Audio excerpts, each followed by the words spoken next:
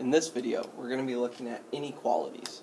Our objective is to understand what the 5 inequalities are, to understand how to determine which inequalities make a statement true, and to understand how to determine numbers that make an inequality true.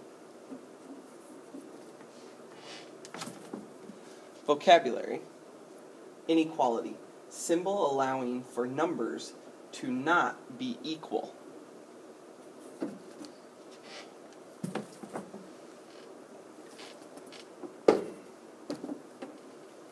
First, we need to look at the 5 inequalities. So here we have the point to the left. That means that the left is less than the right. Here we have the point to the left, which means less than, and we have part of an equal sign, or equal to, which means that the number on the left can be smaller or equal to the number on the right. This one has the opening to the left and the point to the right, which is saying that the number on the left is greater than the number on the right. This one has the opening to the left, meaning that it's greater than, and half of an equal sign, meaning or equal to. So this one is saying that the left number is greater than or the same as the number on the right. This one has an equal sign with a line through it, which means not equal. It doesn't matter if the left or right side are bigger or smaller, just as long as they're not the same number.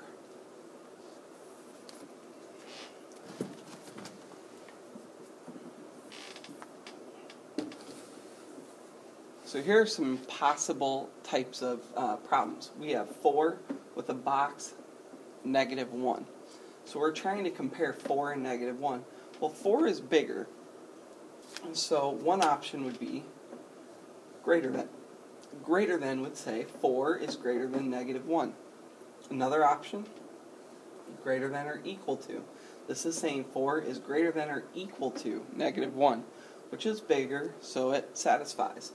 The last option here is not equal, because these two numbers are not the same. Let's go with the decimal version here, 3.3 and 3.25. Well, 3.3, the 3 in the 10 spot and the 2 in the 10 spot means that this one is bigger. So since the left is bigger, we have the same answers as the previous situation.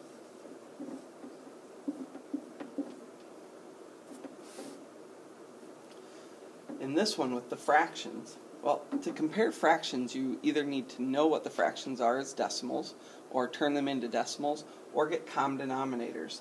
So we know how to turn these into decimals, so we can just take the top divided by the bottom, and this one would be 0.5. We can take the top divided by the bottom, and this one would be 0.5. So if they're both 0.5, that means that they're the same. Well, there were only 2 inequalities that allowed us to use numbers that are exactly the same, which is greater than or equal, which is saying the left is bigger or it's equal. In this case, it's the equal part. And we have less than or equal. Same thing, left could be less than, but it can also be equal. In this case, they're equal.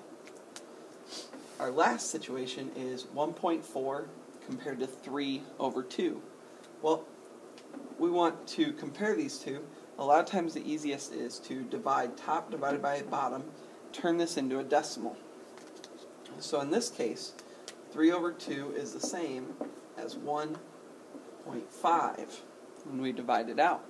So 1.4 and 1.5. 1.5 is bigger. That means our left is smaller, leaving us with a less than on the left. Because this side is smaller, less than or equal to will also work. And then obviously these two are not the same number, so it's not equal.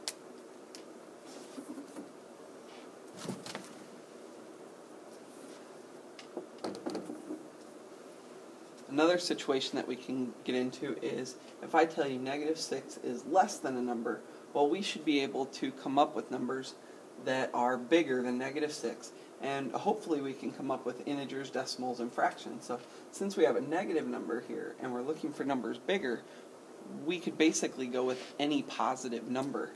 So an integer might be something like 1. 1 is bigger than -6 because -6 is smaller than 1.